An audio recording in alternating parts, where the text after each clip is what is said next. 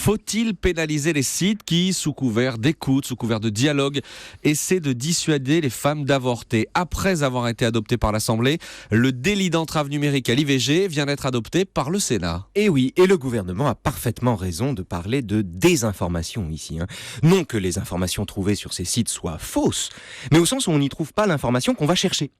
À la place des détails de la loi sur les droits des femmes ou sur le remboursement à 100% de l'IVG, on trouve, tombés du ciel, des récits déchirants dont l'unique but n'est pas de résoudre les problèmes qui se posent à une femme enceinte contre son gré, mais de profiter d'une situation de faiblesse pour y ajouter de la culpabilité. Alors que ces sites se présentent comme des sites d'information. Voilà, et la tromperie est là. Non pas dans leur contenu, encore une fois, chacun pense ce qu'il veut, mais dans le fait qu'ils se présentent pour ce qu'ils ne sont pas.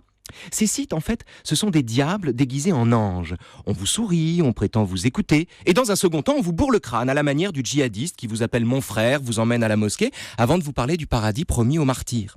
Par exemple, sur chacun de ces sites, on trouve l'excellente recommandation de prendre son temps, afin de bien réfléchir avant d'interrompre éventuellement sa grossesse. Ce sont de sages paroles. C'est bien de prendre son temps dans la vie. Sauf qu'un tel conseil ici n'est jamais assorti du rappel de la loi qui prévoit que l'IVG peut être pratiqué en France avant la fin de la 12e semaine de grossesse. Et pour cause, prendre son temps ici n'a pas seulement pour but de permettre la réflexion, mais in fine d'empêcher le choix. Et les exemples de falsification grossière de cette nature sont innombrables. Bref, ces sites ne sont pas un complément d'information, comme ils disent évidemment, mais un redoublement de l'information par la propagande. Mais alors, faut-il les interdire? Mais jamais de la vie, Maxime. Bien sûr, ceux qui défendent ces sites au nom de la liberté d'expression sont d'une parfaite mauvaise foi. Aucun d'entre eux ne bougerait le petit doigt si le gouvernement s'en prenait aux sites qui insistent sur la liberté de choix. Reste qu'ils ont raison.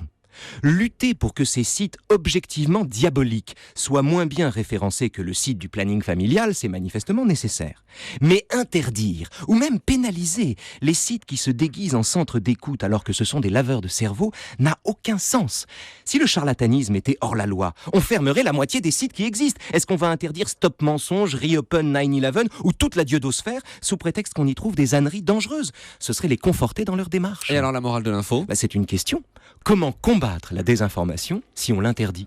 La morale de l'info, tous les matins, juste avant 8h30 avec Raphaël Antoven. Raphaël, on vous retrouve demain, qui vive 15h sur Europe 1. Ah oui, qui vive 15h, on reçoit le merveilleux philosophe Alexandre Jolien, qui est un esprit diamantin qui nous emmène sur les sentiers d'une sagesse qu'il a construite avec ses propres armes. C'est absolument bouleversant de l'écouter. De la Corée. Oui, il a vécu en Corée, et c'est un excellent philosophe qui parle de sagesse, qui partage ses doutes, et c'est vraiment quelqu'un.